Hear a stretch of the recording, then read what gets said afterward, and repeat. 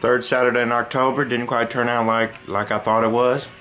Alabama wins the game 44-13. They just don't know what to say about the game. You get to the Crow video. Bama, I mean, y'all are just real good, well-coached, well-rounded football team. A.J. McCarron had a career day. I think I heard something, he's got like 249 passes without an interception. 300 passing yards, and up until that point his career high was only like 220. Those two freshman running backs y'all got are just tough, hard running backs. Y'all just, I mean, we were kind of able to hang with you early, but y'all just compound mistakes. When you play Alabama, you cannot have mistakes, and we had way too many mistakes. And they're going to capitalize off the mistakes. I mean, like I said, just a well-coached football team. I mean, they prove why they're number one. They make you basically one-dimensional and just pound on the score. Tennessee, however, was the first team to score in the first quarter on them since the last time they played last year. Something like 90, Alabama's outscored opponents 90-3 in the first quarter. So I mean, that just tells you they get on the scoreboard and they jump on you really early.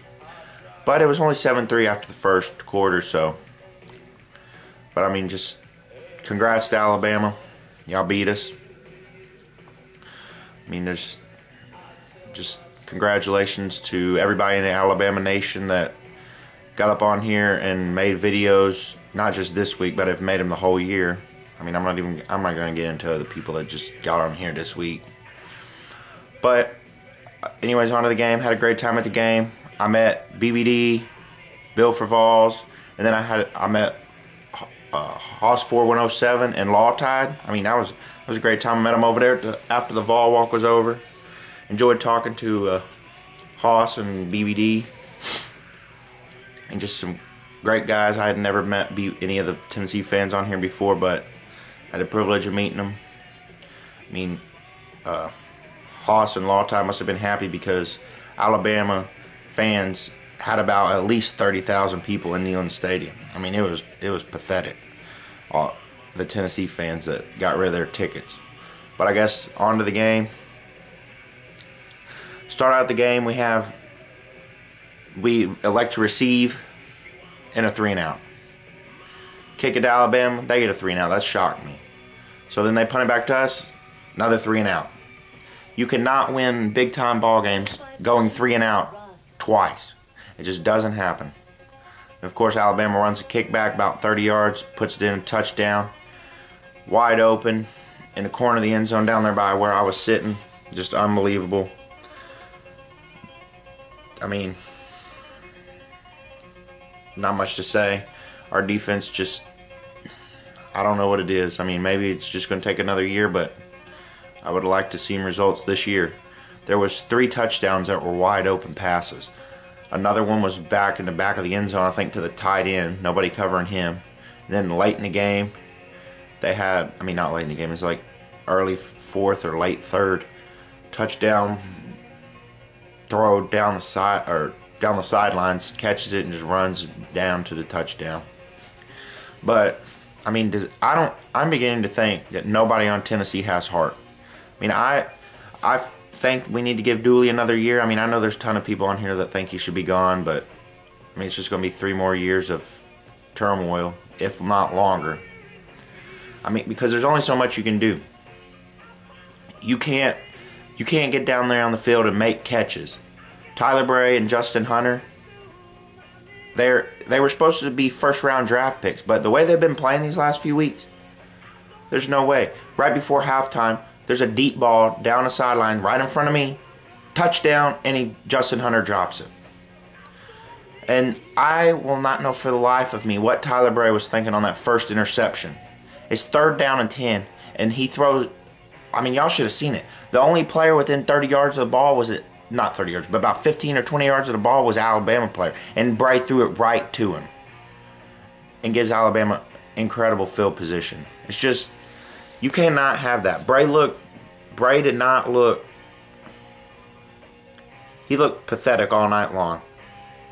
Then they put Worley in late in the game. I mean, I'm to the point, next week against South Carolina, I would just start Justin Worley. Because obviously Tyler Bray does not have it in his head that this is the SEC. He just goes out there and lollygags around. I mean, they do not execute. When you're playing #1 team, you got to play fundamental football. And nobody on that team seems to have any heart.